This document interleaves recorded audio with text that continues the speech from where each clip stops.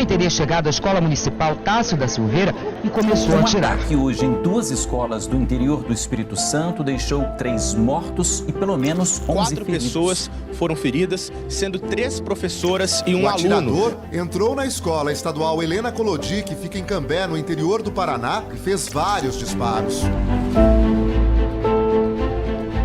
São muitos fatores, a gente fala que é um evento multifatorial, não foi de uma hora para outra, né? Tem um crescendo nesse tipo de evento, com intervalos mínimos no começo e depois um atrás do outro. Certamente elas têm influência tanto de grupos organizados que estimulam isso a gente, né, conseguiu esse diagnóstico aí por meio de inteligência e organizações, mas também esse aumento do discurso de violência, do discurso de ódio na internet, ou de você ter grupos que estimulam isso, que ensinam a fazer. Eles querem, absurdamente, marcar a vitória como agressores, como pessoas que deixaram, entre aspas, um legado, mas é um legado de ódio, eles vão ter vergonha disso. A pandemia, as tragédias, os eventos disruptivos, né, que a gente vive, sim, eles são sempre um apelo para que a gente olhe o que está acontecendo,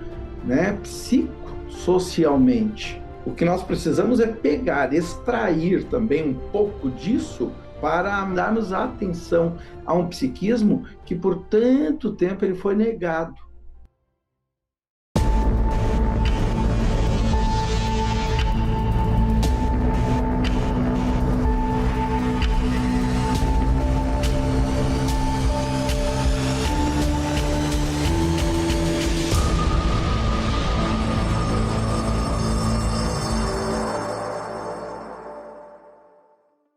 É um fenômeno bastante preocupante que a gente precisa ter muita atenção e tem que agir com inteligência para conseguir reorganizar a escola para evitar os ataques.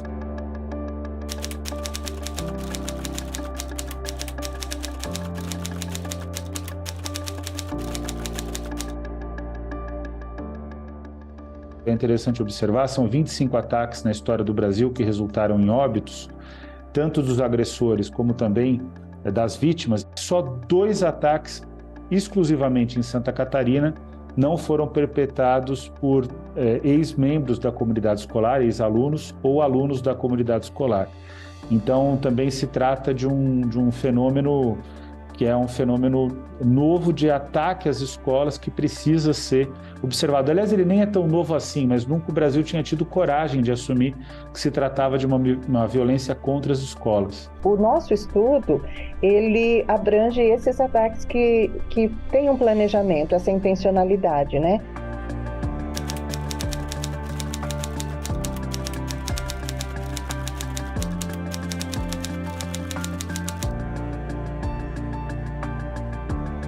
Então, 2 pontos importantes que a gente tem que destacar é que eles têm 2 coisas em comum. É que essa questão de terem sofrido, a escola é um palco de sofrimento para eles, e também eles têm esse envolvimento com subcomunidades extremistas. É porque quando você faz parte de uma comunidade dessas, é necessário que você pegue dicas, eles incentivam, eles traçam estratégias, eles comentam como foi um, como foi outro. Então, eles estudam os outros ataques e fazem, sim, uma repetição daquilo, né? É uma imitação. Nós somos uma espécie que estamos em evolução e, portanto, nós estamos nos aperfeiçoando.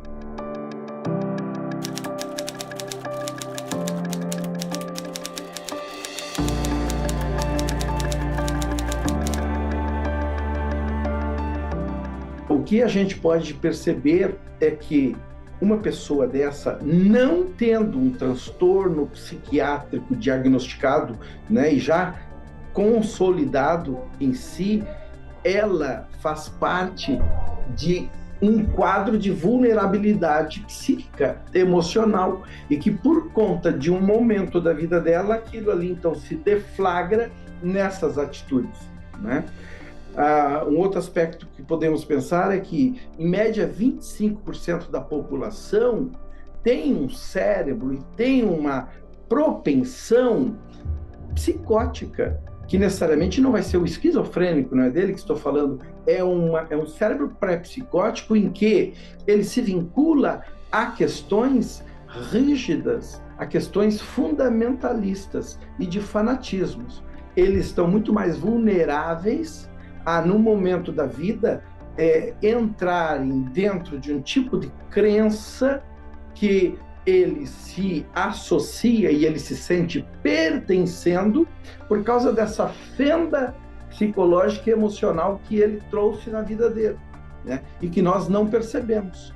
E o caso de Realengo, ele abre a caixa de Pandora porque o Brasil não tinha uma tradição. O primeiro caso é bem antes de Realengo, em 2002, na Bahia. Mas o Brasil não tinha uma tradição de ocorrência de violência às escolas, né? Mas isso começa a se estabelecer e a se solidificar no Brasil, e a gente agora já está num fenômeno que, se não tiver uma ação rápida, ele entra em não retorno, como é o caso dos Estados Unidos. Ele fica tão disseminado que é difícil controlar.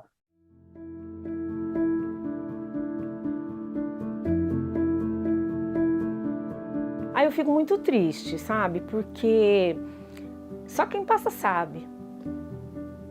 Então, às vezes, cada vez que tem alguma coisa, aquilo abre, aquela ferida que está dentro de mim, abre tudo de novo e vem aquela imagem. Quando tem esses episódios, para mim o dia acaba, porque é reviver e outra, pessoas inocentes estão morrendo.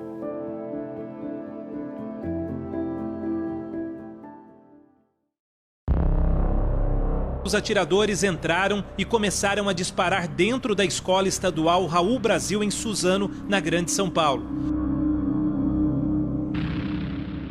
Parecia bombinha, mas depois que pareceu mais barulho assim, eu falei, não é bomba, é tiro. E aí apareceu o moleque saindo da diretoria com a arma na mão, e todo mundo correndo e ele atirando em todo mundo. E eu vi outro assassino na frente e ele tacou machado em mim. Até agora são 10 mortos, contando com os 2 criminosos que se mataram e as 2 funcionárias da escola. Meu nome é Sandra Regina Ramos, eu sou mãe do José Vitor Ramos, do menino do massacre que levou a machadada. Já se faz 4 anos. Porém, as minhas lembranças, para mim, é como se fosse hoje. O José Vitor tinha acabado de fazer 18 anos, uma semana antes. Era na hora do intervalo deles, né? E ele me conta que ouviu bombinha. Ele achou que era bombinha, os tiros. Só que aí ele viu que não. Aí ele estava com a namorada, ele correu para um lado e a namorada para outro. Aí ele correu para o hospital, que era bem próximo. É uma quadra. Ele falou, mãe, eu não sei como eu consegui correr, acho que deu 1 minuto para eu estar no hospital. Aí eu lembro que eu cheguei lá, mãe, e falei, vai vir muita gente ferida ainda para os enfermeiros.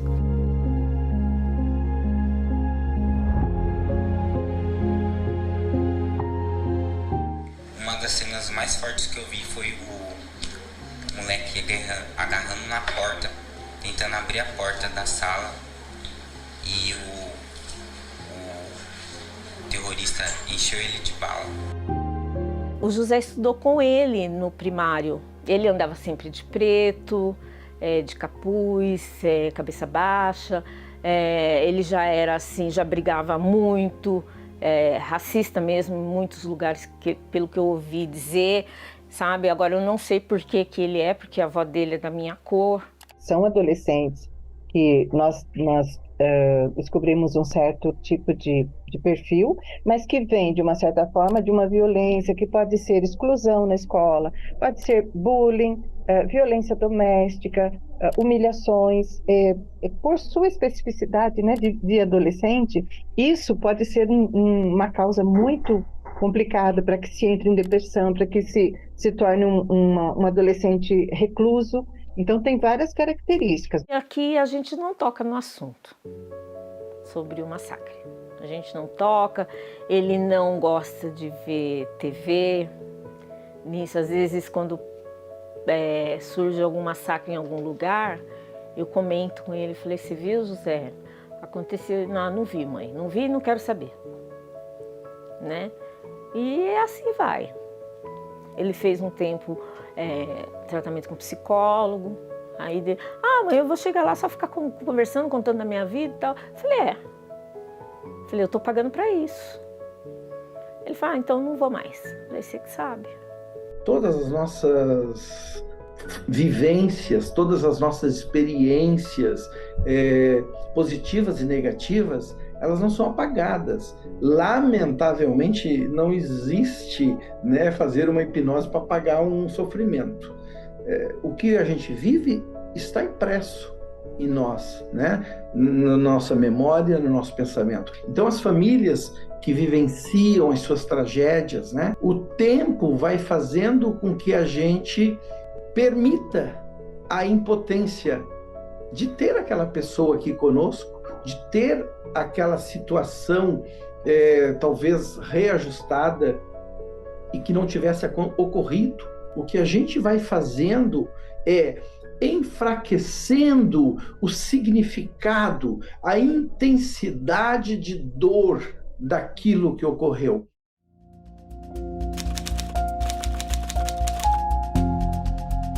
Eles foram cada vez mais empurrados para esse mundo virtual, esse mergulho nos jogos online, e com isso vem a questão dos chats, né, que são aplicativos que se usam dentro desses jogos. Ele consegue, através desses chats, conversar com pessoas que ele não conversa no mundo real, né? Mas ali ele se sente acolhido, porque ele acaba colocando nessas conversas e nesses jogos violentos o que ele traz dentro de si, né? Uns preconceitos, discursos de ódio, né? Contra meninas, contra minorias sociais, a gente fala. E essas pessoas que já fazem parte desse mundo virtual, desses chats que utilizam para fazer esse aliciamento, o acolhem.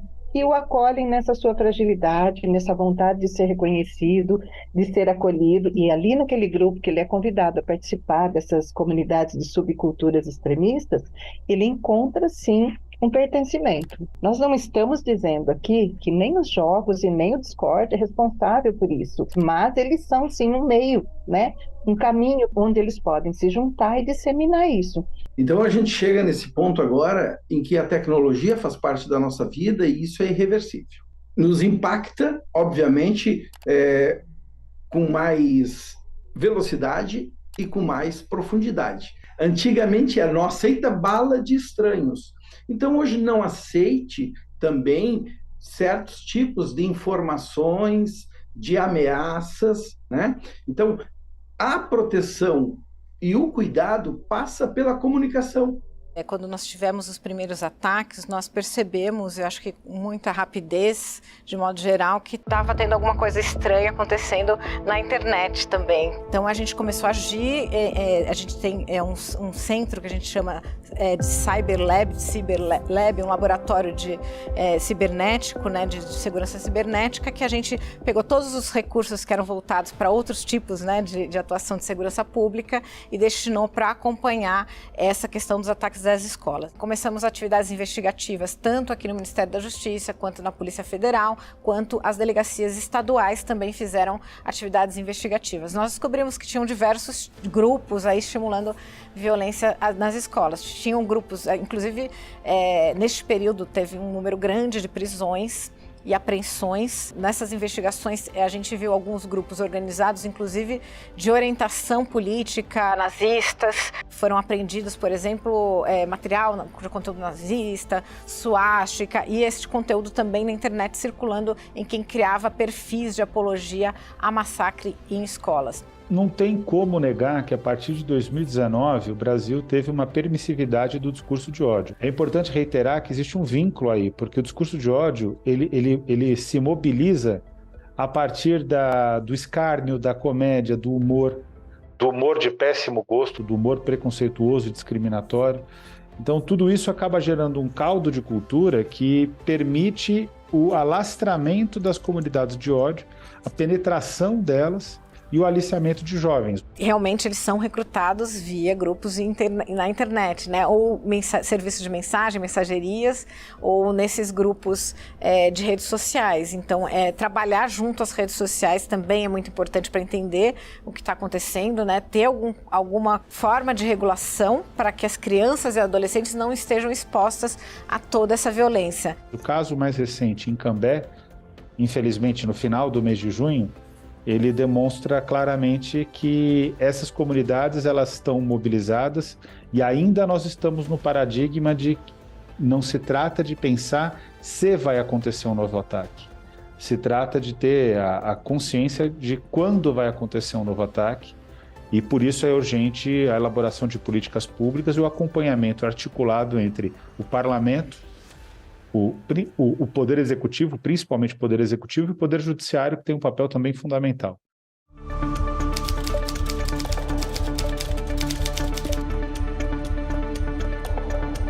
Essa atuação, ela também começou em conjunto com os estados. Nós fizemos uma primeira reunião com as delegacias de crimes cibernéticos de todos os estados. Então a gente criou uma rede de comunicação. Então tinha uma rede tanto de inteligência para acompanhar esses movimentos, e aí essa rede foi crescendo e realmente foi uma operação absolutamente coordenada. Eu sempre falo que é o pacto federativo funcionando. Nós criamos também, a partir desse dia, né, dessa primeira reunião, que foi após, né, um dia após o segundo ataque em escola, é um canal de denúncias para centralizar as denúncias no Ministério da Justiça. A gente chegou a receber no pico da crise cerca de 30 mil denúncias. Olhamos todas as denúncias, classificamos por risco, separamos o que era uma denúncia única por meio desse sistema, né, no sentido e chegamos a apurar 8 mil denúncias. É um número enorme, porque a gente está falando de 2 semanas, praticamente, que foi essa apuração de denúncias. Ele continua funcionando e foi feito em parceria com a SaferNet, que é uma organização não governamental que já trabalha e tem expertise nessa questão de denúncias de crimes na internet. Eles acabam colocando a questão da segurança nas escolas como prioridade. E isso, para nós que estudamos a convivência há já 2 décadas, né, não traz uma solução para a causa. Né? Porque o que é a causa disso tudo? Como que esses adolescentes chegam a isso? Como que eles se sentem tão excluídos, tão humilhados, essa violência que pode ser até na família também, né? É preciso ter algo que o Brasil nunca desenvolveu de fato, que é uma inteligência, uma articulação entre a educação, a segurança pública e a Secretaria Especial de Direitos Humanos, né? Essa é uma composição que é necessária, né? E, para além disso, é preciso fortalecer o espaço escolar.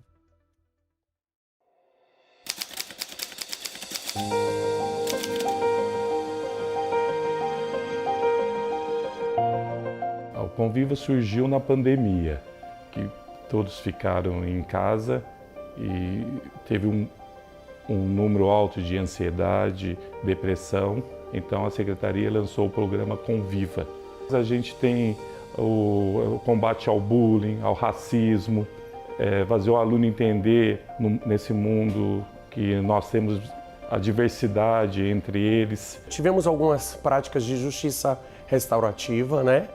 A gente usa de uma linguagem apaziguadora, de fazer com que os alunos conversem entre eles, coloquem as suas razões, para que um possa raciocinar a partir do ponto de vista do outro. É uma forma de fazer eles refletirem sobre a violência, de forma a perceber que a violência é inútil na hora de resolver o conflito. A ideia é que eles resolvam o conflito de uma forma pacífica, né? Qual é o seu pensamento sobre o bullying? O que você acha sobre isso?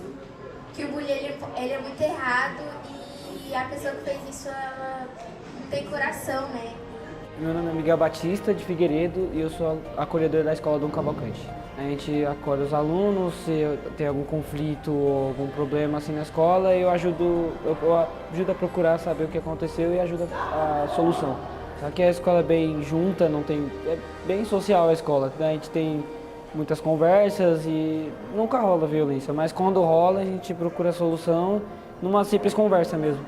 Para a gente conseguir identificar alunos com potencial de violência, a gente trabalha com um acolhimento. O aluno, quando ele é acolhido assim que ele chega, ele se sente pertencente, ele diminui o seu grau, né, de violência, porque quando você está num ambiente que você gosta, é muito mais fácil de você se adaptar. Nós temos a tutoria aqui na escola. A tutoria, cada professor tem um aluno tutor. Então, o aluno escolhe o professor que quer que seja seu tutor. Esse professor, ele sempre tem uma conversa, uma vez na semana, 2 vezes no mês, 3 vezes no mês, ele tem uma conversa com esse aluno. Como é que eu me aproximo do aluno? Não é perguntando se você está bem, porque ele não me conhece. É colocando uma música, é falando sobre outro assunto. O que você gostaria de ouvir? Né? O que você me traz hoje? Como é que você está? Às vezes eles não querem falar. Então, através de uma música, através de um artesanato, não começo logo com matéria, eu vou me aproximando. Os professores trabalham bastante, né? Principalmente protagonismo juvenil, projeto de vida, sobre os sonhos dos alunos. E nesses trabalhos também trabalham os sentimentos, a identificação de quem ele é, como ele se sente, como ele se relaciona com a escola, com a casa, com a vida, com a comunidade. Então, esses momentos de reflexão são importantíssimos, porque são trabalhos de autoconhecimento. Quanto mais o aluno se conhece, quanto mais ele se sente pertencente, mais ele consegue lidar com os seus sentimentos. Vai me ajudar na questão para mim ser muito social, entende? Como conversar com as pessoas bem melhor do que eu era antes. Se tiver algum conflito, eu poder ajudar o próximo e o próximo me ajudar, que eu incentivo e faço a minha parte.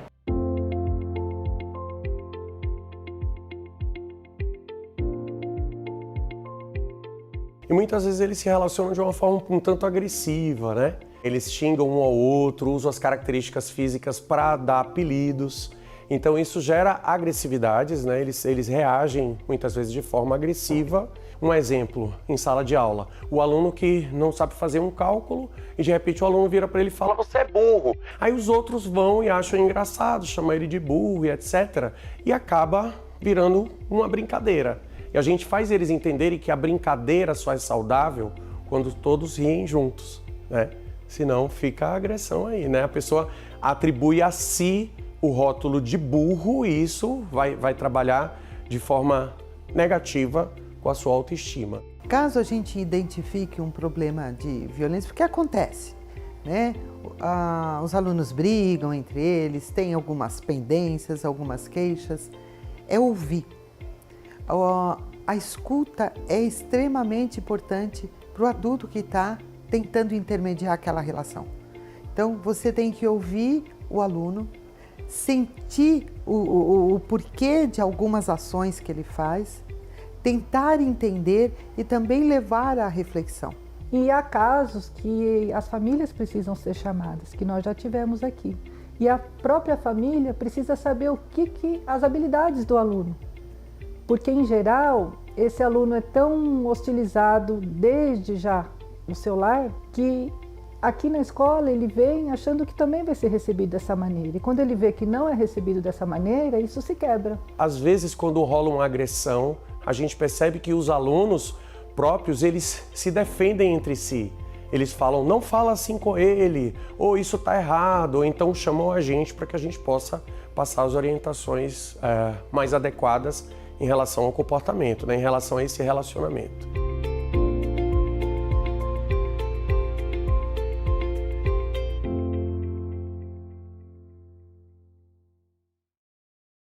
Esses dias eu entrei numa sala de 9º ano e vi um rabisco numa carteira.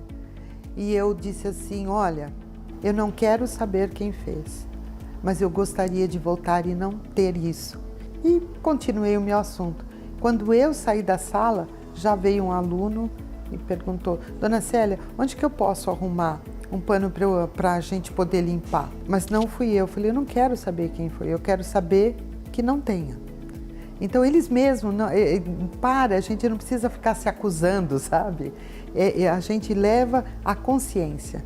O número de conflito diminuiu, você quando anda no intervalo ver a solidariedade de cada aluno, ver o respeito de cada aluno tem com o outro, com os professores, com os funcionários. A gente vê a melhora do aluno na aprendizagem. A mãe, às vezes, nas reuniões, vem conversar com a gente, falar quanto o filho melhorou, não só na escola e em casa, também com nossas ações. A gente fala, a cultura de paz, ela não acontece do dia para o outro. Não é uma ação que eu faço hoje e vou colher amanhã.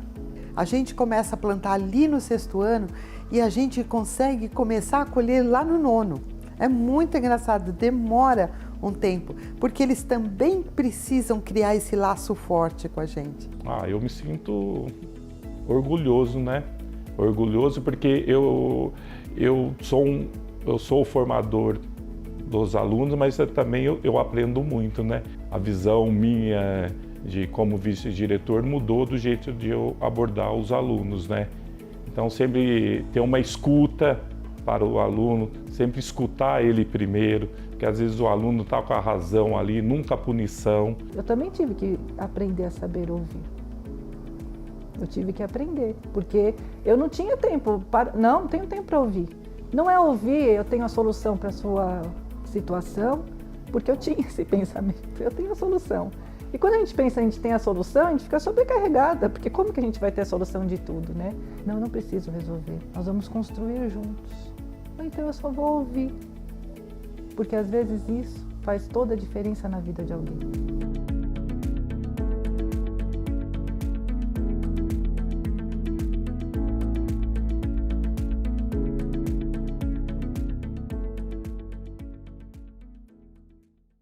E é claro, então, que a gente precisa de investimentos num programa como esse, mas que abranja todas essas áreas, né? Não adianta nós colocarmos um programa de convivência e não inserirmos o pessoal de saúde, o pessoal do Conselho Tutelar, que geralmente não tem uma formação específica para acolher esses adolescentes. É importante dizer que os pais têm que assumir uma posição. Não adianta eles considerarem que, é claro, a gente sabe que eu sou pai, inclusive, a gente tem uma vida extenuante, não dá para acompanhar tudo, mas precisa, de alguma maneira, encontrar tempo para acompanhar o que os filhos fazem na internet, especialmente na faixa etária dos 12 até os 17, 18 anos. Essa é uma faixa etária crítica. É preciso observar o comportamento deles. Se o jovem, o adolescente ou o jovem começarem a ter um comportamento pautado na misoginia, no racismo, o sinal é amarelo indo para o vermelho. Acima de qualquer coisa, muita conversa dentro de casa, sabe? A gente se atentar mais às coisas, mesmo que sejam pequenas coisas. Eu acho que hoje os pais trabalham muito para dar o melhor para o seu filho e esquece que tem um filho, um ser humano, que precisa de ouvir muita coisa.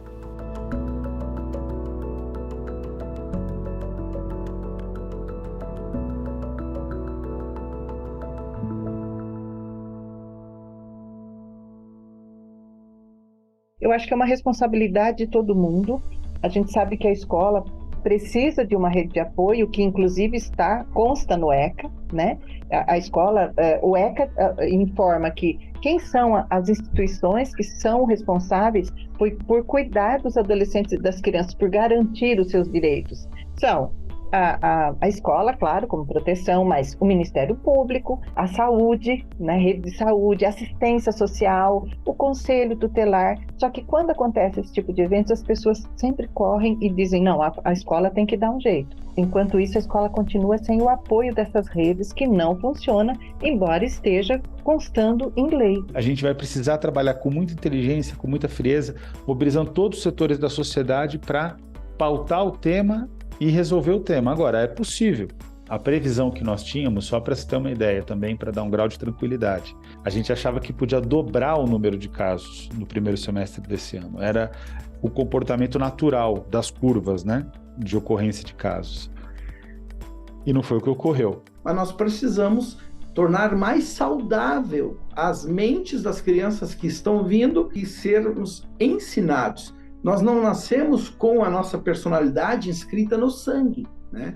Nós construímos comportamento, nós construímos consciência, tá? Então, é necessário que nós tenhamos a partir dos nossos órgãos, né, de poder instituídos, essa contribuição, para que a sociedade vá podendo avaliar o que destrói e o que constrói, o que dá condição de vida e o que dá condição de morte. Então, também para todos esses eventos, e agora nós precisamos de que o Congresso contribua muito, né, que o Senado, as nossas assembleias legislativas aqui dos estados, as câmaras dos vereadores, que são os nossos poderes instituídos, que eles contribuam profundamente com essa condição psicossocial.